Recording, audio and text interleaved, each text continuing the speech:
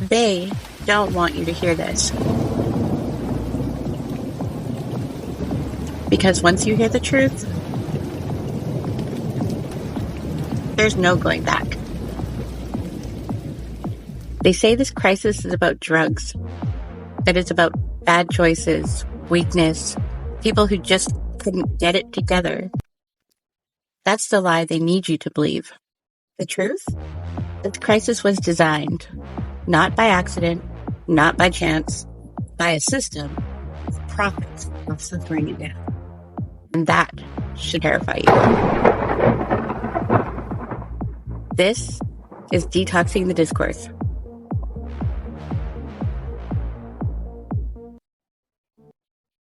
The toxic drug supply is playing Russian roulette with our loved ones. But the toxic rhetoric is what pulls the trigger. Every single day we lose loved ones to preventable death simply by using a language that isolates, dehumanizes, and stigmatizes those of us who are struggling. Addiction is a coping mechanism, not a problem to be solved. It's time to wake up and clean up the conversation around substance use. Today, I'm inviting you to journey with me through the lived experiences that have shaped my work, my purpose, and my relentless commitment to change. With Nandu, my journey started in the streets.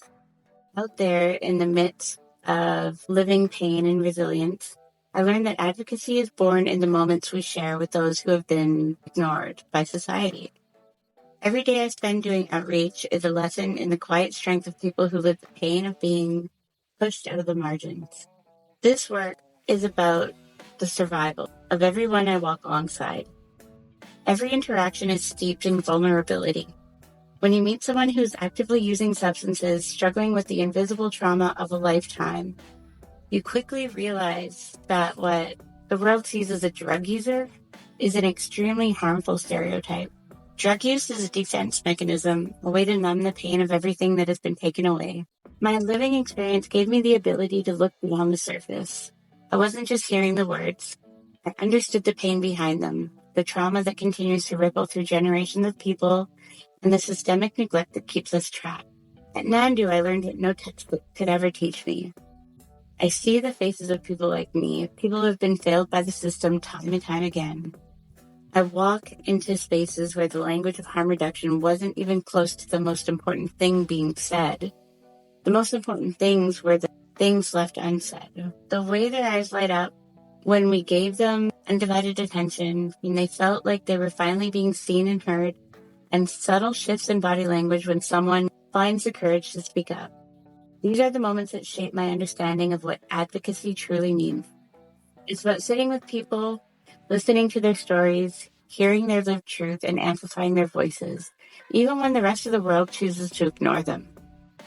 I was immersing myself in the collective wisdom of a community that has been shaped by trauma and survival. This is advocacy, a living, breathing practice that takes root in the experiences of those most affected. And those experiences guide the blueprint for meaningful change. At the overdose prevention site, my role evolved into something far more personal. I bridged the gap between service users and providers, someone who was known in the circles because I had walked the same path in the same community. Many choose to think they're better than others because of their level of education or professionalism, but in this space, I actually had the upper hand. I let my own history and my struggles speak for me. When people saw me, they saw someone who understood their pain in a way that a higher education and professionalism never could. That connection and trust became the cornerstone of this work. As a peer support worker at the overdose prevention site in town, I was the bridge where trust, understanding, and real change flowed. People knew me. They knew my struggles. They knew I wasn't coming from a place of judgment, but from a place of shared experience. A place where I had lived through the same realities they were facing. I became the bridge precisely because I didn't hide my past. I made no attempt to put on an act for the sake of professionalism. The authenticity of my lived experience spoke for itself. In a space where so many felt like outsiders, where their identities were defined by labels they never chose, and where many do not seek help for fear of being vilified, I became someone who could help them see past those labels. I showed them that we were more than the sum of our circumstances.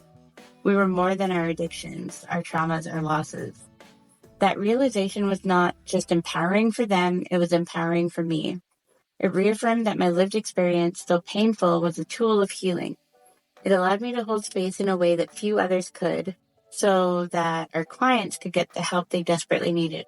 Then came my time as a coordinator for the Nanaimo Community Action Team.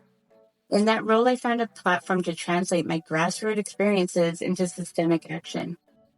In collaboration with Mom Stop the Harm, I organized a Purple Chair campaign, a powerful symbol of solidarity and collective grief. That purple chair wasn't merely a seat. It was a declaration in a world that dismisses people who use drugs as unworthy, that every person deserves a dignified seat at the table. It also brought to light how many of us are truly grieving the loss of our loved ones, and that we weren't alone.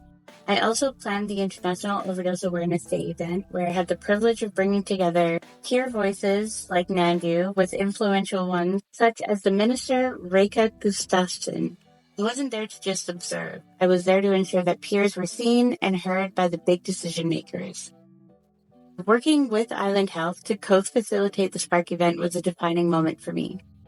For the first time, I sat at a table where my perspective was not only acknowledged, but actively sought after and respected. I co-facilitated that event with a clarity I hadn't fully yet realized within myself.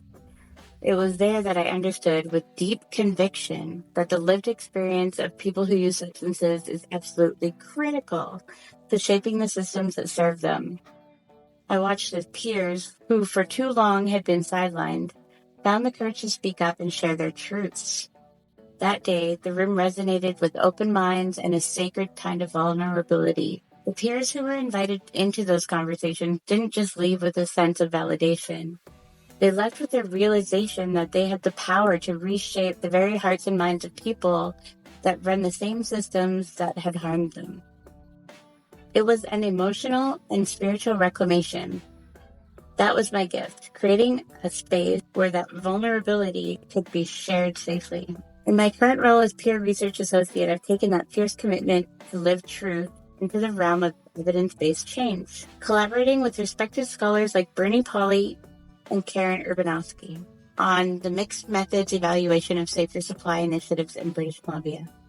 This is where I have a seat at the table and articulate how our lived realities can and must inform policy. From outreach with Nandu to bridging the gap at the overdose prevention site, from leading meaningful change as the NCAT coordinator to contributing to the conversations that directly inform policy, each step of my journey has underscored one undeniable truth. My lived experience is not just valuable, it's vital. It is not a liability, but the pulse of every conversation about harm reduction, substance use and wellness, and transforming health systems. I've learned that real change happens when we allow ourselves to be fully seen, when we speak from the depths of our scars, and when we transform our pain into purpose. My story is not just about survival. It's about the power of turning lived experiences into catalyst for healing, justice, and innovation. My journey has been a continuous unfolding of what it means to fight not just for oneself, but for a community, for a movement, for a system that acknowledges the depth of our shared humanity. I carry with me the lessons from the streets, from the trenches, and from the boardrooms. These experiences have shaped my vision for change, not from the outside looking in, but from the inside where the real work is done. Every role I've taken on, every challenge I've faced has been about creating spaces of safety, creating environments where truth can be spoken, and building bridges between lived experience of the people who are most affected and the systems that are supposed to serve them. My lived experience, once a source of shame, is now my power. It is a lens through which I see the world, through which I'm helping to transform it. Thank you for joining me on this deeply personal reflection. I hope my journey inspires you to see the beauty in your own truth and to understand that every experience, every scar, and every victory can be the foundation for lasting change. This is Detoxing the Discourse, where we turn pain into purpose and silence into a resounding call for justice. Until next time, I'm Beverley Planes, committed to transforming lived experience into systemic change. Let's continue to create spaces of truth and healing together.